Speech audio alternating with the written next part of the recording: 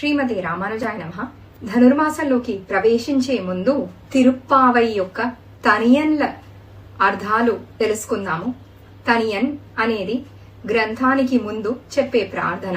తనియన్ అనేది గ్రంథం నుండి వేరుగా ఉంటుంది, తనిగా ఉంటుంది అని అరవంలో అర్థము. తనియన్ ఏం చెప్పాలనుకుంటుందంటే ఈ గ్రంథాన్ని గొప్పతనము మరియు రచించిన వాళ్ల విశేషత. తనియన్ చెప్పకుండా గ్రంథాన్ని చదవకూడదు. ఎందుకంటే ఈ తనియన్ అనేది గ్రంథం రచించిన వాళ్ల దగ్గర మనం చేసే ప్రార్థన. ఈ గ్రంథాన్ని ఆటంకం లేకుండా మనం చదువుకోవాలి. ఈ గ్రంథాన్ని అర్థం మన మనసులోకి రావాలి అంటే వీళ్ల కృప మనకుండాలి అనేది. తిరుపావైకి 3 తనియన్లు ఉంటాయి. ఈ తనియన్ల అర్థం చూద్దాము. మొదటి తనియన్ పరాశర భట్టర్ అనే మహనీయురు మనకి ప్రసాదించింది. నీళాతుంగస్ అనే తనియను. తాత్పర్యము, నీళాదేవి యొక్క హృదయమున నిద్రపోతున్న శ్రీకృష్ణుని లేపి జీవులందరూ నీకు పరతంత్రులే, నీవు ఎలా శాసిస్తే అలా మేము ఉంటాము, అలాంటి పరతంత్రులమే మేము అని ఆండాళ్ తల్లి చెప్తున్నట్లు నీవు ఒక నీలాదేవికే కాదు అందరికీ స్వామివి అని పాఠం చెప్పి తాను ధరించి విడిచిన పూలమాలతో కృష్ణుని బంధించి అనుభవించింది కదా మన ఆండాళ్ తల్లి.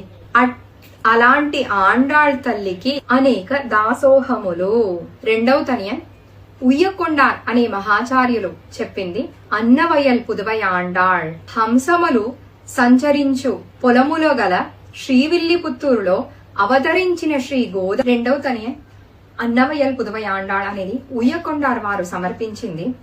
హంసలు సంచరించు పొలములను అలా ఉండే శ్రీవిల్లిపుత్తూరులో అవతరించిన గోదాదేవి ఎలా శ్రీ రంగనాథుడు మాత్రమే కావాలి, తనను మాత్రమే కళ్యాణం చేసుకుంటాను అని వ్రతములాగా తీసుకొని ఒక మాటగా ఒక మనసుతో ఉండిందో అలాంటి ఆలోచనలు మాకు కూడా రావాలి, అలాంటి వైభవం కలిగేటట్టు కటాక్షించు తల్లి అని సూడి కొడుత సుడర్కొడియే, ఇలాగే శ్రీ వెంకటేశ్వర స్వామియే కావాలి అని మన్మధుడిని కూడా ప్రార్థించిన గోదాదేవి తన పూలమాలతో పెరుమాళని బంధించింది కదా.